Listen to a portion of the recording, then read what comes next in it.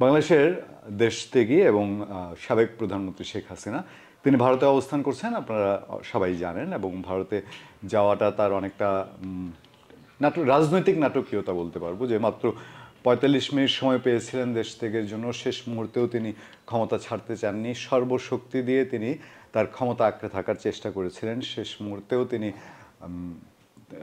বাংলাদেশের 3 বাহিনী প্রধান এবং পুলিশের মহাপরিদর্শককে তিনি আক্ষেপ করে বলেছিলেন কেন তাকে এই পরিস্থিতি কন্ট্রোল করা যাচ্ছে না, কেন বিক্ষোভকারীদের নিয়ন্ত্রণ করা যাচ্ছে না। কিন্তু আইনশৃঙ্খলা বাহিনীর পক্ষ থেকে স্পষ্ট বলা হয়েছে যে এগুলো এখন নিয়ন্ত্রণের বাইরে, এবং তাকে পদত্যাগ করার জন্য একরকম নানানভাবেই বোঝাতে হয়েছে। তার পরিবারের সদস্যরা বুঝিয়েছেন, তার বোন বুঝিয়েছে, তার ছেলে বুঝিয়েছে। তারপর মাত্র 45 মিনিট সময় পেয়েছিলেন। বলা হয়েছিল যে ওই 45 মিনিটের মধ্যে তিনি যদি গণভবন না ছাড়েন, তাহলে বিক্ষোভকারীরা যেভাবে গণভবনের দিকে আসছিল উত্তরা থেকে, বনানী হয়ে এবং শাহবাগ থেকে, তাহলে ওই 45 মিনিটের পর আর 1 মিনিটও সময় পাওয়া যাবে না।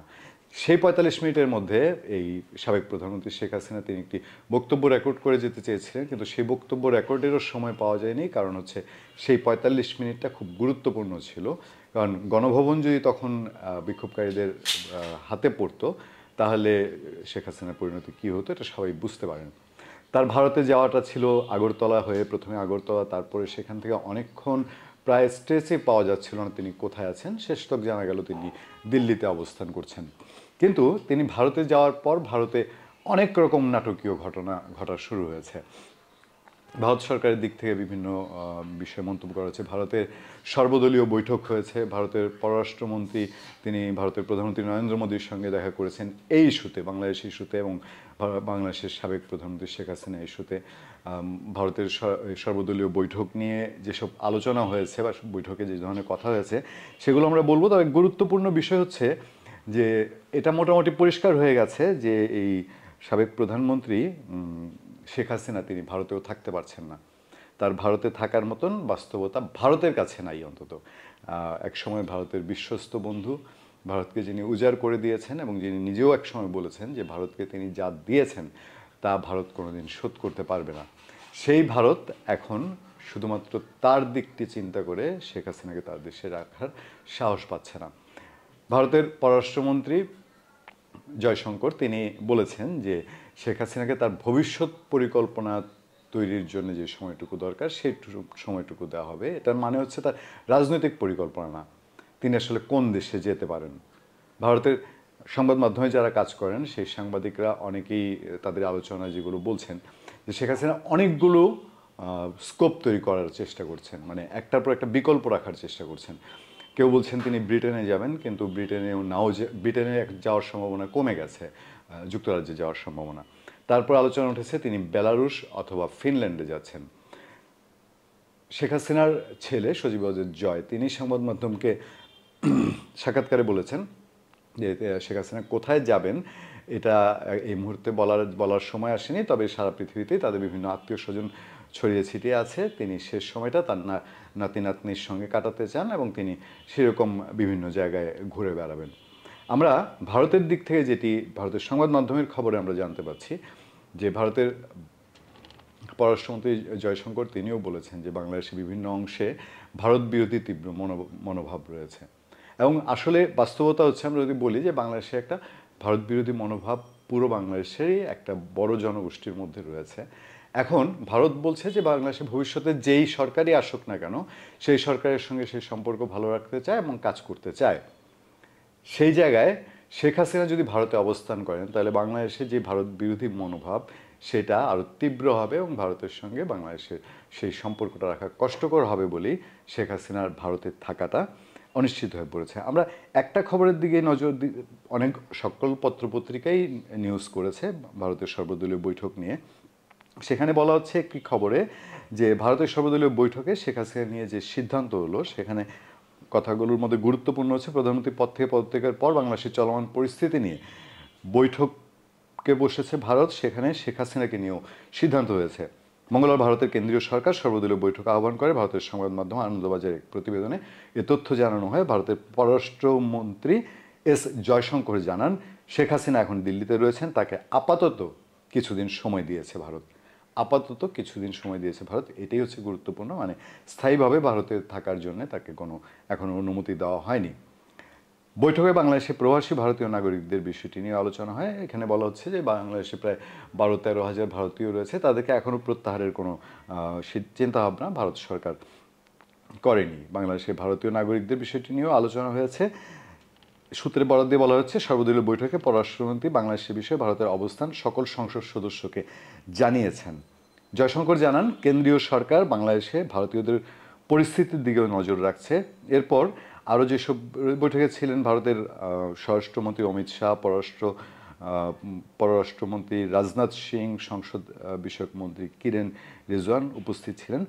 রাহুল গান্ধী ছিলেন এবং রাহুল গান্ধীর বক্তব্যের বেশ কিছু গুরুত্বপূর্ণ অংশ বিভিন্ন পত্রপত্রিকার রিপোর্টে এসছে।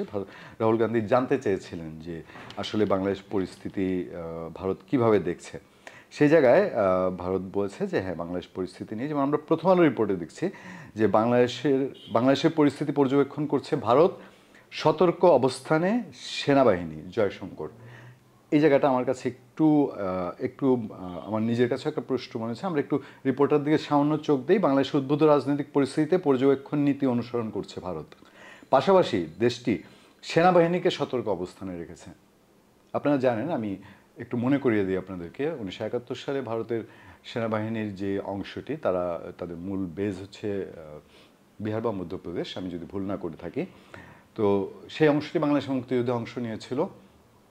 এরপর পিলখানা হত্যাকাণ্ডের সময়ও সেই ভারতীয় সেনাবাহিনী অংশটিকে মুভ করা হয়েছিল বাংলাদেশের বর্ডারের দিকে, যদিও তখনও তারা কোনো আমি জানি না তাদেরকে প্রস্তুত রাখা হয়েছে কিনা, কিন্তু এই প্রস্তুতির কারণ কি এটা নিশ্চয়ই পরবর্তীতে বোঝা যাবে, বা অনেকের মনে যে প্রশ্ন আছে সেরকম আমরা প্রথম আলোর রিপোর্ট থেকে এগুলো জানতে পারছি। ভারতের পররাষ্ট্রমন্ত্রী এস জয়শঙ্কর পার্লামেন্টে অনুষ্ঠিত সর্বদলীয় বৈঠকে এই তথ্য জানিয়েছেন। এর বাইরের কথাগুলো তো সেরকমই আছে যে আমরা এর আগে যেগুলো বলেছি যে শেখ হাসিনাকে ভারতের সাময়িক সময়ের জন্য থাকতে দেওয়া হয়েছে। রাহুল গান্ধী জানতে চান বাংলাদেশ ইস্যুতে বাইরের কোনো গোষ্ঠীর ভূমিকা নিয়ে সরকারের কাছে তথ্য আছে কিনা। উত্তরে জয়শঙ্কর বলেন, ভারত সরকারের কাছে শুধু এই তথ্য আছে যে পাকিস্তানের কূটনীতিকরা বিক্ষোভের সমর্থনে সামাজিক যোগাযোগ মাধ্যমে প্রোফাইল ছবি পরিবর্তন করেছেন। রাহুল গান্ধী ছাড়াও কংগ্রেসের জ্যেষ্ঠ নেতারা এখানে উপস্থিত ছিলেন। এনডিটিভির খবরে বলা হয়, বৈঠকে জয়শঙ্কর বলেন, শেখ হাসিনাকে ক্ষমতা থেকে উৎখাত ষড়যন্ত্র থাকতে পারে। তিনি বলেন, আমরা জানতে পেরেছি শেখ হাসিনাকে উৎখাতের ষড়যন্ত্র বেশ কয়েকটি রাজনৈতিক দল জড়িত থাকতে পারে। এটা কারণ বাংলাদেশের অভ্যন্তরীণ বিষয় নিয়ে ভারত কথা বলছে। এটা আমরা এর আগেও বাংলাদেশের অভ্যন্তরীণ বিষয় নিয়ে যখন আমেরিকা কথা বলেছে, তখনও আমরা যেরকম এটা পজিটিভলি বা স্বস্তির সঙ্গে নিয়ে স্পষ্ট বলেছি যে বাইরের যে কোনো দেশ বাংলাদেশের অভ্যন্তরীণ বিষয় নিয়ে কথা বলুক, এটা কোনোভাবেই গ্রহণযোগ্য নয়। তবে ভারত যে যুক্তিগুলো দেখাচ্ছে যে বাংলাদেশে যদি কোনো আনস্টেবল সিচুয়েশন তৈরি হয় তাহলে সেটার প্রভাব ভারতের ভেতরে পড়বে, সেটা সাম্প্রদায়িক সম্প্রীতির বিষয় হতে পারে বা তার সেভেন সিস্টারের নিরাপত্তা হতে পারে। ভারতের প্রচুর ইনভেস্টমেন্ট রয়েছে বাংলাদেশে, এটিও সর্বদলীয় বৈঠকে আলোচনা হয়েছে ভারতে। সেই ইনভেস্টমেন্টের সিকিউরিটির কথা ভারত চিন্তা করছে। মোটা দাগে যে ভারতে এই বাংলাদেশের রাজনৈতিক ইস্যু ভারতের বড় রাজনৈতিক ইস্যুতে পরিণত হয়েছে। ভারতের পশ্চিমবঙ্গের মুখ্যমন্ত্রী মমতা বন্দ্যোপাধ্যায় তিনি জানিয়েছেন যে এই শেখ হাসিনার বিষয়ে কেন্দ্রীয় সরকার যে সিদ্ধান্ত নেবে তিনি সেই সিদ্ধান্তের সঙ্গে একমত আছেন।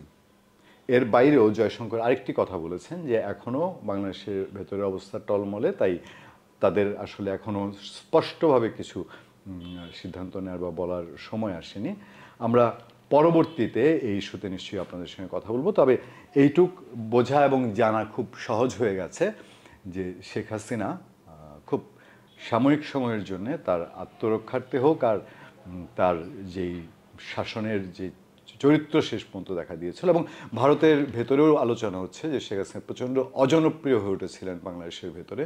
সেই অজনপ্রিয়তার মুখে তিনি ভারতকে ট্রানজিট হিসেবে ব্যবহার করছেন, কিন্তু স্থায়ীভাবে হয়তো বসবাস নাও হতে পারে তার ভবিষ্যৎ দিনগুলোতে।